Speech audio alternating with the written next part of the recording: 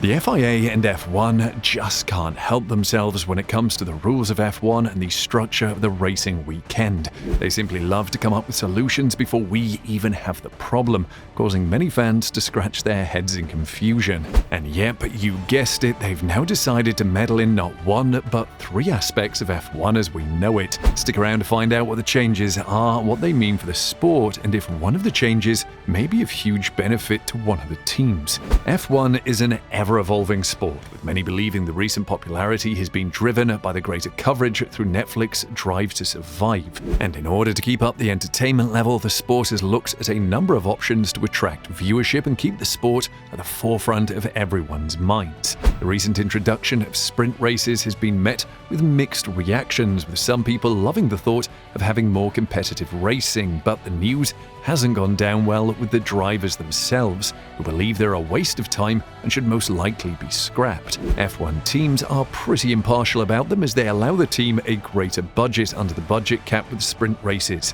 The FIA has announced it will double teams' cost cap allowance for each Formula 1 sprint race in 2023. but has ditched the exemptions for accident damage. So, not all bad if you're an F1 team, but the real success of the sprint races will be in the TV numbers, and in the instance of whether the drivers like them or not, the argument becomes null and void if the fans like them. As is the case with most sports, if the fans want them and it generates views, then they will keep them or even increase them. However, another aspect of F1 that's under fire is that of free practice sessions. Speaking to the Portuguese channel Sport TV on Sunday, Dominicali revealed that he backs the idea of cancelling practice sessions in F1. "I'm a supporter of the cancellation of free practice sessions, which are of great use to the engineers but that the public doesn't like," he said. This will be a fine balancing act for F1, as they have already started to cut down on the amount of pre-season testing. Now you throw in that they are going to allow for less free practice time. We are pretty sure the drivers are not going to be happy with this, but as we all know, money talks, and with F1 already increasing the sprint races, it wouldn't surprise us if, all of a sudden, they found another way to make this in favor of viewership numbers and money. Speaking of money, another interesting rule or regulation that F1 introduced was the budget cap. The concept of what F1 is trying to do is much appreciated by the fans. While the effects have not been felt yet, as Red Bull has just been so dominant, it was always going to be a while before the effects of the budget cap were felt, and it looks like there will be further change to enhance the effects of the regulation.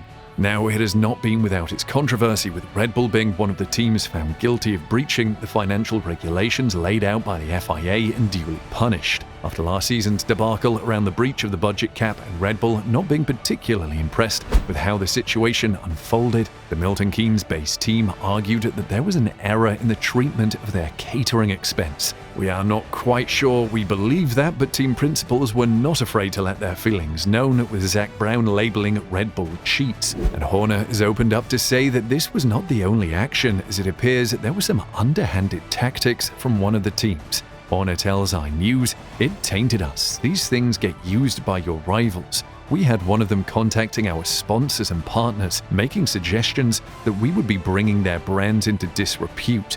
That was just underhanded. My wife has always said to me a pat on the back is only 6 inches from a kick up the arse. This is like the Kardashians on wheels. As long as you are comfortable with the decisions you are taking, that's how I live my life." Now, we could fathom a guess on who that could have been, but without concrete evidence, that would just be stirring the pot and adding no value. The initial budget cap was to be on a sliding scale. For 2021, the cap will be set at $145 million.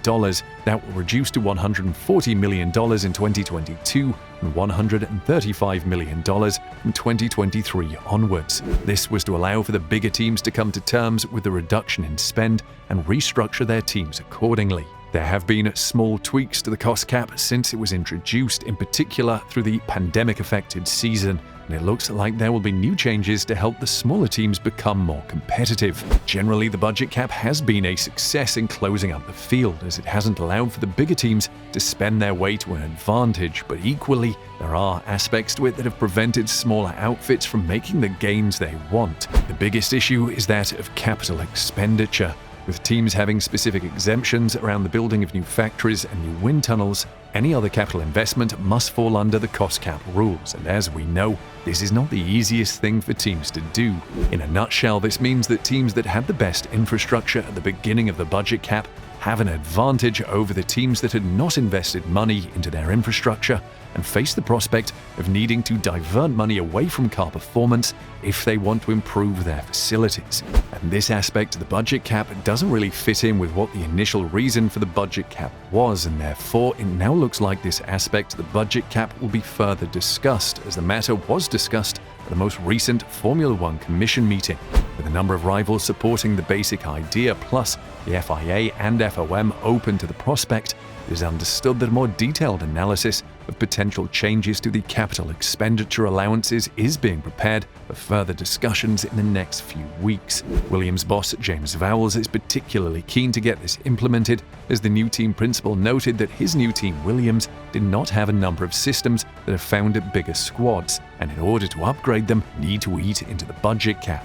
I personally think if we want a meritocracy, we need the ability for my team to be given the chance to catch up with some of the big teams and have the same resources. There are some what I would consider basics which are in place in other teams and have been since almost 15 years, he said. For example, there are software systems that allow you to properly understand where all your parts are, and they simply don't exist at Williams. As a result of that, what impresses me is that before I joined, they've built the car you see in front of you. 15,000 pieces coming together, fitting, working, and seemingly going around the track fairly quickly. That's an incredible accomplishment. But clearly it's not how we can move forward, so we need systems in place and structures in place.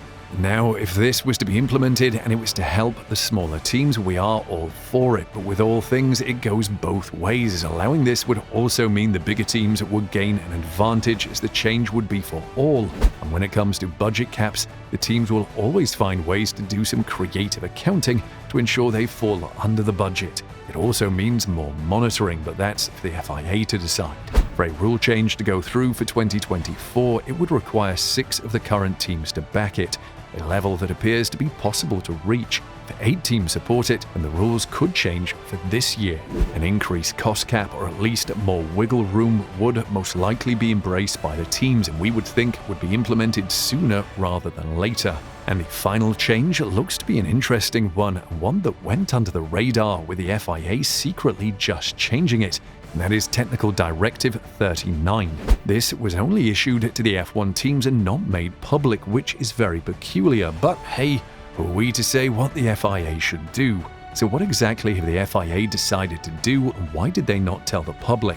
The FIA has decided to remove the AOM metric with which the technical stewards controlled the oscillations in the frame for compliance with the anti-porpoising rule that had come into force in the Belgian GP at Spa-Francorchamps, essentially abolishing TD39. There is not a specific reason, but most likely the introduction of the new aerodynamic rules of the lifting of the pavement at the bottom of 15mm and of the elbow where the rear diffuser rises by 10mm made the need for this rule redundant and just more work for the stewards. As to why they didn't tell the public, now this one we are not sure, but most likely they just didn't think it was of interest to let us know. But as TDs are extensions of the rules, I'm sure that the F1 world would have liked to have known exactly what's going on, but I guess we found out anyway.